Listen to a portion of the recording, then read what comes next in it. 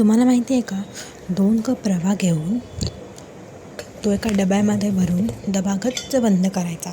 डबा गच्च बंद केला की तो आपण कुकरामध्ये ठेवायचा. कुकराच्या खाली पाणी ठेवायचं आणि तो रवा शिजू द्यायचा. अगदी 9, 10, 11 शिट्ट्या काढल्या तरी खूप आहे. कमीत कमी 10 शिट्ट्या काढून घ्या, जेणेकरून तो रवा नीट शिजेल आणि आतमध्ये पाणी जाता कामा नाही अजिबात. आता हे खोबरं खाऊन घेतलेलं आहे ते मी दाबून 2 वाट्या भरते आहे. 2 वाट्या दाबून भरायचं.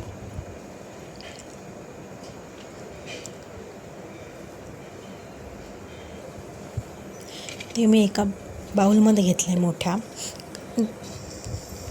बाऊल हे मोठं घ्या, कारण त्यात सगळं मिश्रण मिक्स करता यावं म्हणून. आता 1 वाटी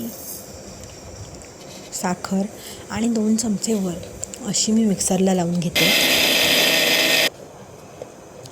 एकदम बारीक करायचे, म्हणजे खाताना आपल्याला ती अजिबात दाताखाली आली पाहिजे नाही. पीठ करायचं आहे पूर्ण त्याचं. त्यानंतर इथे माझी 10वी शिट्टी संपलेली आहे.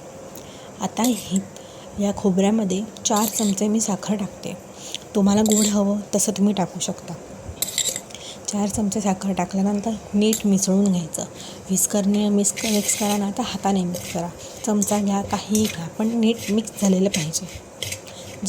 जेव्हा ते नीट मिक्स होईल तेव्हा त्याची चव चांगली लागेल, एवढं लक्षात ठेवा. ही वेलची पूड मी 2 चमचे घातली आहे. आता त्याला साखर घातल्यामुळे नंतर पाणी सुटतं आहे. आणि आपण रवा आता जो शिजवून घेतला कुकरमध्ये, तो थोडा वेळ थंड करून घेतला, अगदी 5 मिनिटं, आणि तो त्यात घातला आहे.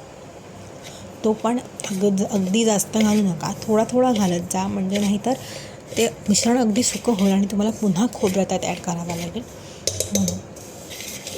सो हे मिक्स केल्यानंतर त्याला पाणी सुटेल. नीट हाताने सुद्धा मिक्स करायचं आहे.